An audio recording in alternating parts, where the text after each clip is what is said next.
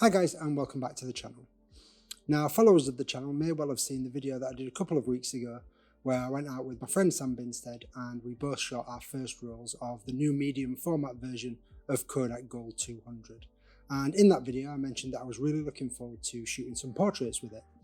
So that's exactly what I went out and did. I went out and shot a roll of Kodak Gold in 120 and a roll of Kodak Gold in 35mm, and I wanted to compare the shots. So I took a lot of similar shots with both the 120 and with the 35mm in order to be able to do a comparison video, and that was the aim. However, the problem with film photography is that things don't always go to plan, and that's the purpose of this video, which is to talk about the expensive reality of film photography. Now, with digital photography, aside from maybe not taking a memory card or your memory card corrupting or something like that, there's not a great deal that can go wrong as long as you're doing the basics like the exposure and stuff like that. And also, especially like with mirrorless cameras and stuff, if you can't even really leave your lens cap on anymore like you used to be able to with rangefinders, because if you leave your lens cap on, you're not going to be able to see anything. However, with film photography, you're dealing with tangibles. So things can go wrong with film cameras and you don't find out straight away, and things can go wrong with actual rolls of film and you don't find out straight away. And I managed to mess up both rolls of film.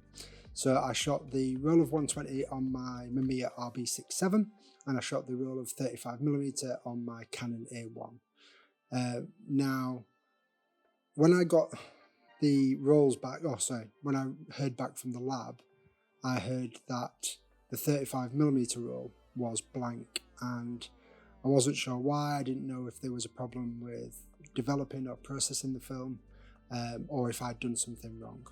But lo and behold, I got the negatives back, and I'm going to show you it on close-up now because I can't do this with one hand. But this film here has been developed absolutely perfectly. It shows the borders and everything. However, every single frame is blank. Now, I still don't know exactly how this has happened, but what I believe has happened is that when I've been loading the film into the back of my A1, I've not loaded it correctly onto the leader. The leader's not picked it up, therefore it's not advanced every time I've gone to advance the film, and then at the end I've simply rolled up a blank roll of film and sent off a blank roll of film to be developed. Now, that is frustrating enough as it is, but also on the roll of 120, as you can see from these images, I've got a quite uniform light leak across almost every frame. There's this one frame here, which is fine, but all of the other frames, it's got this mark on in some form or another. And it was actually only yesterday when I was speaking to, again, my good friend Sam Binstead about this, that he brought to my attention what it probably will be. And that is, on the RB67, along with a lot of medium format cameras, you have to take a dark slide out in order to take your shot. And if you don't take the dark slide out, you can't take your shot. However, what you're meant to do is, as soon as you've taken your shot, put the dark slide back in, advance the film, prep the shutter, and then take your next shot once you've taken the dark slide back out. However, what I believe that I've done in this case is, with the dark slide still out, I've advanced the film, and because it's quite an old camera, where the dark slide goes in, I think that maybe a very small amount of light has leaked into that gap as I've been advancing it, and that's what's hit the roll of film. And I think that's the reason why it's uniform on almost every shot. I think that the shot that I showed a moment ago, so this shot here, I think that what I've done here is I've only taken one shot at a time, put the dark slide back in because I've not been planning on taking more than one shot. So I've put the dark slide back in and not advanced the film in the shutter until the next time I've come to take a shot.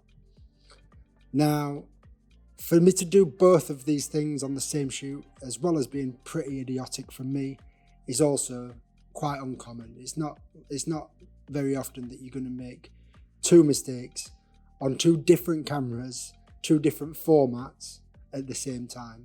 But it just really highlights not necessarily the dangers, but the things that you have to be aware of when you're shooting film.